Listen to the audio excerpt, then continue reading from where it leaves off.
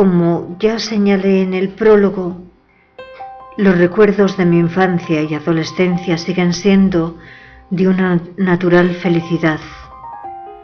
Ahora que la juventud ocupa ya otras playas, otras montañas y otras ciudades, me doy cuenta de que esa felicidad básica que recibí, percibí y disfruté en mi pueblo natal ha estado presente en casi toda mi vida. Por eso, para tratar de explicar la tristeza que tan fielmente me acompaña hoy en día, y tras descartar cualquier alteración seria en mis lenguajes biológicos, solo puedo recurrir a la fuerza inexorable del azar de Leucipo y Monod. De acuerdo con Borges, la vida es un jardín de senderos que se bifurcan, y en el curso de nuestro paso por el planeta social vamos tomando decisiones que abren unas posibilidades y cierran otras. No obstante, siempre he sido consciente de que las decisiones más importantes de nuestra vida las suelen tomar otros por nosotros. En este grupo de otros no solo entran personas cercanas o lejanas, conocidas o desconocidas, amigos o enemigos, también tienen cabida los procesos dictados por el azar que a menudo tienen un papel decisivo en nuestras decisiones finales. En mi vida, como en la de casi todos los humanos, ha habido momentos en que el azar se mostró tan esquivo que comprometió brutalmente cualquier opción de felicidad en mi familia y en mí mismo. No es cuestión de relatar aquí mi colección particular de desgracias personales, pero puedo compartir un par de acontecimientos que contribuyeron a cambiar mi visión de la vida, así como mi percepción de la influencia que el azar ejerce sobre la felicidad. El primero de ellos tuvo como protagonista a mi padre y ocurrió a principios de los años 80, cuando yo vivía en Madrid, donde estaba comenzando mi carrera científica.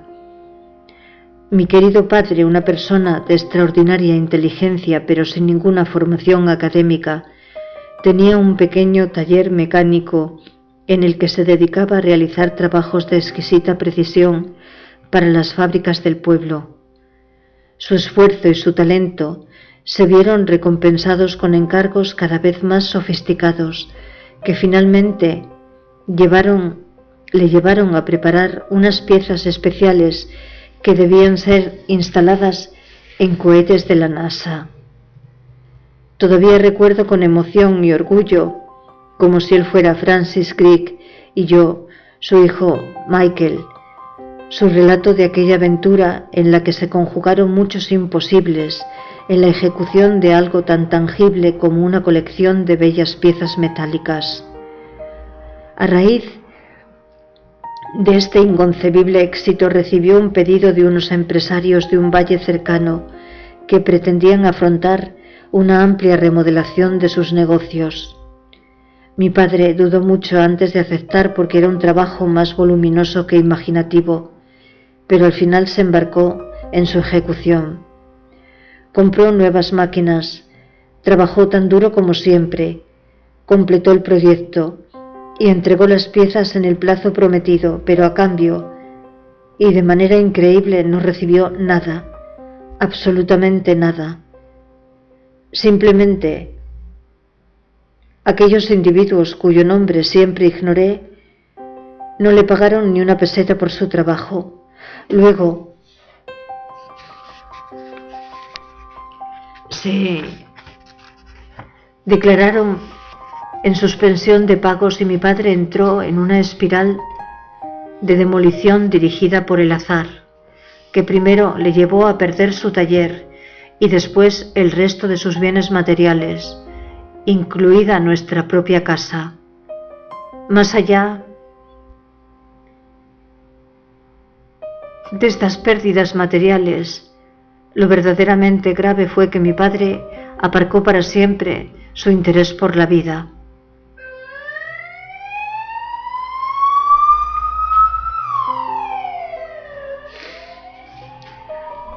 Durante años no salió siquiera del piso que un generoso amigo le prestó para que no se quedara en la calle. Hoy, con heridas semejantes en mi carne y en mi alma, me siento profundamente apenado por no haber apreciado a su debido tiempo y en su correcta medida la magnitud del daño moral tan injustamente sufrido por mi padre. 10 años más tarde de las desventuras padecidas por mi familia y cuando ya llevaba mucho tiempo felizmente instalado en Asturias, a las 4 de la tarde de un maldito 1 de julio, recibí en el laboratorio la llamada telefónica más dura e inesperada que alguien puede imaginar. Mi cuñado Paco, mi cuñada Pilar y nuestra sobrina Pitu acababan de sufrir un trágico accidente de tráfico que les había costado la vida cuando se dirigían tranquilamente a disfrutar de sus vacaciones en la costa mediterránea. Mis suegros, los padres de Paco, 2 de las mejores personas que he conocido en toda mi vida, no salieron indemnes del intolerable daño que trajo aparejado esta devastadora noticia, y hasta el final de sus días padecieron graves enfermedades cuyo desarrollo se vio impulsado por la tristeza y el estrés crónico asociados a la pérdida de sus hijos y de su nieta. Cualquiera puede imaginar que aquel azaroso accidente de una tarde de verano alteró para siempre el bienestar emocional de nuestras vidas. Hoy, al redibujar el mapa de mi geografía de recuerdos, no puedo evitar sentir una cierta amargura por haber sido incapaz de anticipar que el azar podía arrastrarme con la fuerza de la gran ola pintada por Hokusai y despojarme de casi todo lo que pensaba que era sólido en mi vida.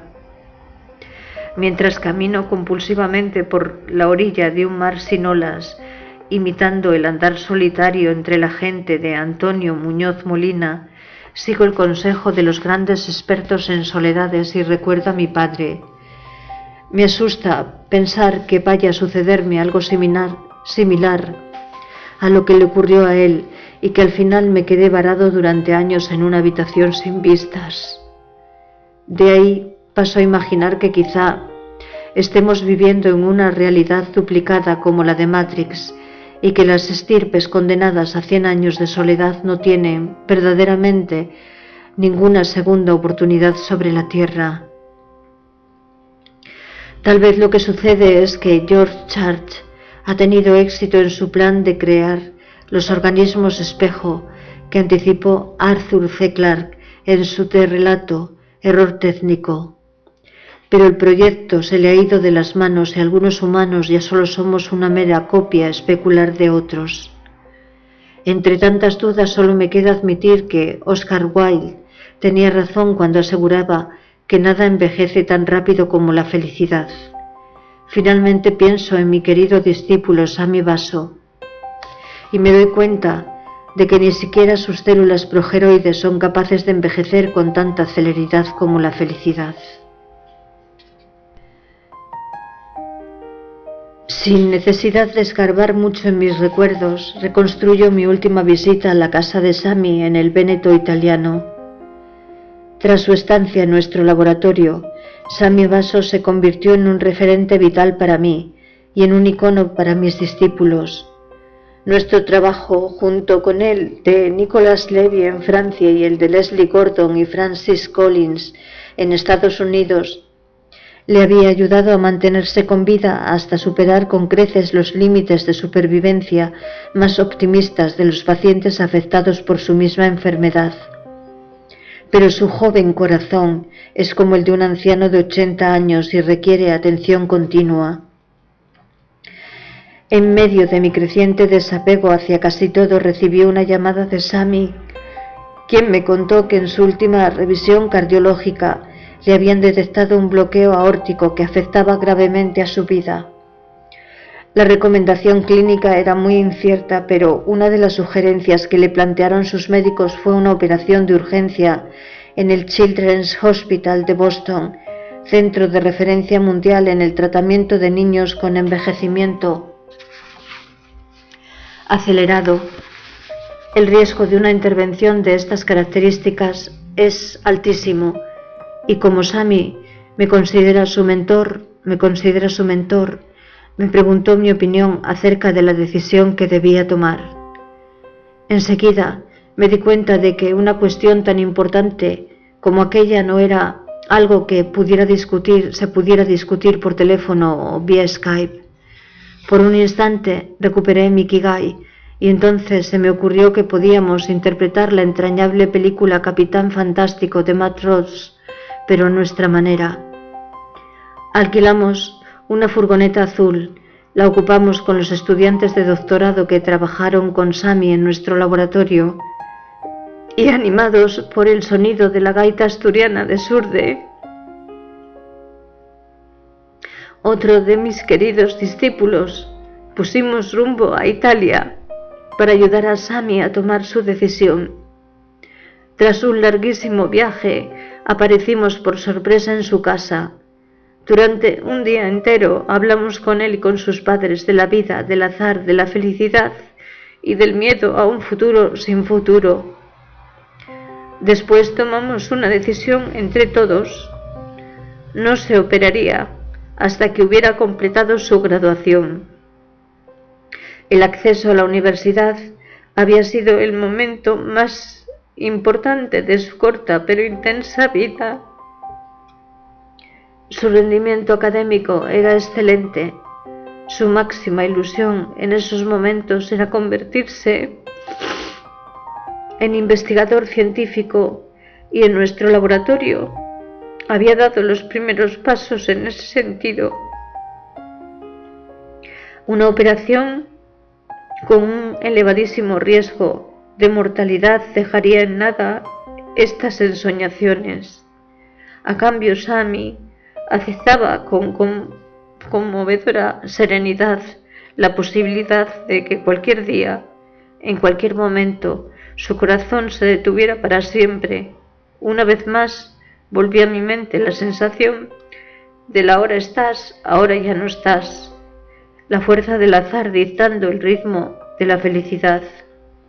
Nos despedimos con una maravillosa comida en un lugar frecuentado por un amigo de Sami, el Papa Francisco, y emprendimos el regreso a Asturias. El viaje de vuelta fue memorable. La música sonaba en la furgoneta con brutal intensidad. Canciones asturianas, aragonesas e italianas se sucedían sin prisa y sin pausa, recordando a Sami con cariñosa admiración. Un cartel en la carretera que avisaba de la proximidad de Turín me trajo también el recuerdo de Cesare Pavese. Mientras haya nubes sobre Turín será bella la vida. Mañana tendré tiempo para encerrarme y apretar los dientes.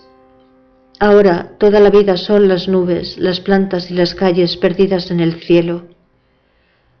Atravesamos Italia, después Francia y finalmente la costa cantábrica, pero yo no dejaba de pensar en Sami y en nuestra conversación acerca de lo difícil que nos resulta ser felices cuando nuestra vida está sometida a un componente de azar tan importante, en su caso, una mutación de novo en el genoma, un único cambio entre 3.000 millones de posibilidades.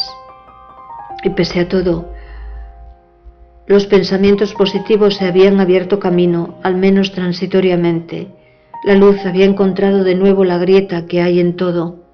La música italiana que resonaba en esos instantes en mi mente ya no era triste, sino la barcarola de Offenbach. Una composición que habla de la felicidad y también del inexorable pero asumible paso del tiempo.